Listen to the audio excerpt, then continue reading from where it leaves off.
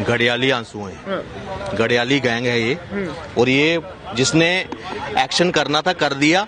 अब ये सारे बैकअप कवर फायर देते थे जैसे, ये वो वाले गैंग है। देश में पहली बार ऐसा हुआ है कि धर्म पूछकर, उसकी पैंट उतरवा कर, खतना देखकर, कलमे पढ़ाकर, पहली बार ऐसा हुआ। और मैं आपको एक चीज बोल देता हूँ, ये जो परसों की डेट गई है ना, देश 47 में नहीं बटा। मैं आपको दोबारा बोल रहा हूँ, देश अगर बटा है ना तो परसों बटा है। परसों कैसे बटा? परसों बटा है, क्योंकि हिंदू मुस्लिम जो है ना, जो फेक भाईचारा, ढोल सेकुलरिज्म पीछे चल रहा था ना अभी 70 साल से, गंगा जमुनी तहजीब, ये हमारे भाई, इन्होंने हिंदुस्तान चुना, उसको खत्म कर दिया।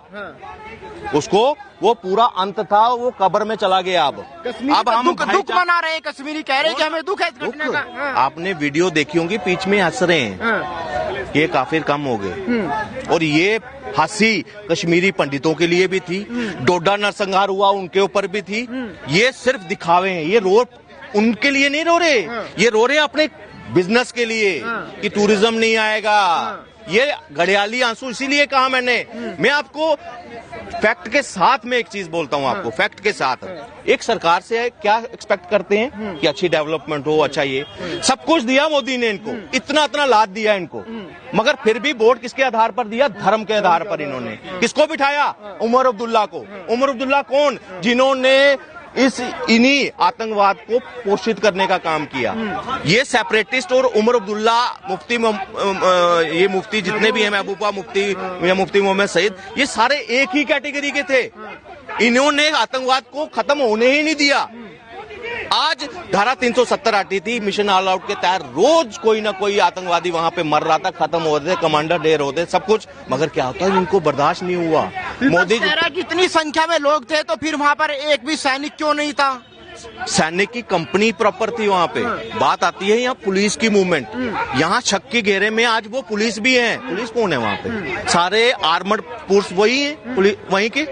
और मैं आपसे एक चीज बोलता हूँ, देखो सबके ऊपर एलिगेशन लगाना या क्या करना ये जनता डिसाइड करेगी, मगर मेरा विश्लेषण ये है कि एक आतंकवादी बॉर्डर क्रॉस करता है, सोचो बॉर्डर कितनी दूर है वहां से सेंटर कश्मीर आता है, पहलगाम अनंतनाग में पहुंचता है, और वहां कांड कर फिर गायब हो जाता है। क्या बीच में लोकल सपोर्ट नहीं होगी? बीच में खाना नहीं खाया होगा उन्होंने? सिम प्रोवाइड होती है, उनको रास्ता दिखाना जंगलों से, पूरा सब कुछ जो है ना वहां के कश्मीरियों ने किया है। और मैं 50% कश्मीरी ऐसे हैं जो पाकिस्तानी मानसिकता रखते हैं, वो आज खुश हैं। इसे भी धर्म की राजनीति से जोड़ दिया। मोदी जी को एक्शन करना चाहिए था, लेकिन यहाँ भी बता रहे हैं कि धर्म पूछ के मारा गया, जाति पूछ के नहीं मारा गया। बिल्कुल बिल्कुल। और मैं आपको बोलता हूँ, आप कहते हैं कि मोदी जी, इसकी शुरुआत की एनसी के सांसद ने।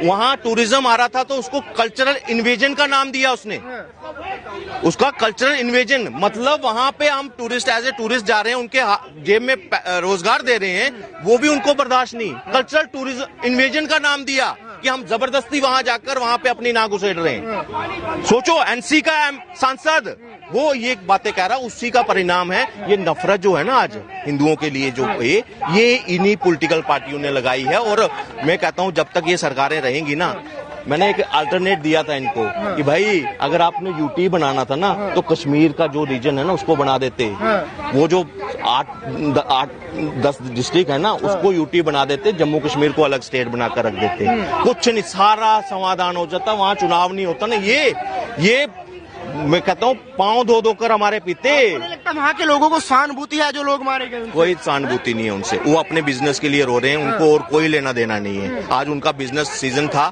अप्रैल से सीजन शुरू हो जाता है, वो सीजन ठप होता हुआ दिख रहा है, चिल्ला रहे हैं, दिखावा सब कुछ। मैं आज ही कहीं कहते एक वीडियो वायरल हो रही है कश्मीरी की, जो कह रहा है हमें रिच टूरिस्ट चाहिए, हमें बिहारी नहीं चाहिए। तो ये असलियत है, ये असलियत है। बिहारियों को तो वो जब लेबर वहां जाती है उनको टेररिस्ट के नाम पर उनको मार कर भगाते हैं, वो टेररिस्ट नहीं मारते, ये खुद ही जो दुकान वाला या कोई है वो जाएगा रात को गन निकालेगा, जमीन के नीचे गाड़ी होती है उधर ठोक कर आ जाता है और पीछे से लश्कर के तौर पर उसकी जिम्मेदारी ले लेता है। यही तो होता रहा। तरीके से नाम पूछ के मारा गया, बोला गया कि बता देना मोदी को, क्या संदेश देने की कोशिश की? ये ललकारा है, ये पूरे सिर्फ मोदी को नहीं ललकारा, पूरे हिंदुस्तान के हिंदुओं को ललकारा है। देख लो, तुम जातियों में बटे रहो, तुम राजपूत, ब्राह्मण, क्षत्रिय, दलित बनकर रहो, देख लो हिंदू पूछ कर, तुम्हें देख कर पैंट उतरवा कर ठोकरे हैं, कर लो क्या करना। 56 इंच का सीना क्या कर रहा है? 56 इंच का सीना जो है ना, वो समझ लो इस वक्त अपनी तैयारी में होगा। लेकिन इनको ये भी मैं बोल देता हूँ, देखो कहते हैं ना 100 एक कमी की वजह से 100 उसकी अचीवमेंट्स नहीं भूलनी चाहिए। हमें पता है विश्वास इन्हीं के ऊपर है। और इंडिया लाइंस में एक पार्टी बताओ जो पाकिस्तान की तरफ आंख भी उठाती। 26-11 हो गया था, क्या कर लिया इन्होंने? आज सर्जिकल स्ट्राइक हम अगर शब्द यूज करते हैं तो मोदी जी ने दिखाया हमें। तो अगर सर्जिकल स्ट्राइक हो सकती है ना, तो आर पार की लड़ाई भी होगी। आपको संविधान में अब अमेंडमेंट करनी पड़ेगी और एक वर्ग को अब सेकंड क्लास सिटीजन बनाना पड़ेगा यहाँ पे। अब उनके वोटिंग राइट छीन लो और जो भी फैसिलिटीज, हमारा टैक्स का पैसा उनके लिए जाता था। और मैं कहता हूँ जो जो उसमें आता है उसमें उस पर एक लिस्ट बना लो, उनको बाहर करते जाओ। कोई वोटिंग अधिकार नहीं, कोई लव जिहाद में आता है, कोई छोटे छोटे जैसे अभी चाकुओं से घोपे जा रहे हैं, इनके सबके वोटिंग अधिकार खत्म कर दो।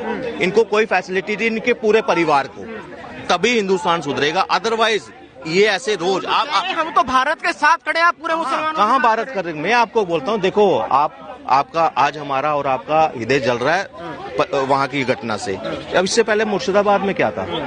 वो टेररिज्म नहीं था कि एक भीड़ तंत्र आ रहा है और घरों से निकाल कर, चाहे महिलाएं हैं, बच्चे हैं, घर जलाया जा रहा है, मारा जा रहा है, काटा जा रहा है, वो टेररिज्म नहीं है। वही ब्रह्मपुरी में, वही करावाल नगर में 2-2 साल की बच्चियों के साथ अगर रेप हो रहा है, क्या वो टेररिज्म नहीं है? वो किस श्रेणी में आएगा? ये वही नफरत है हिंदू के साथ, काफिर वाली।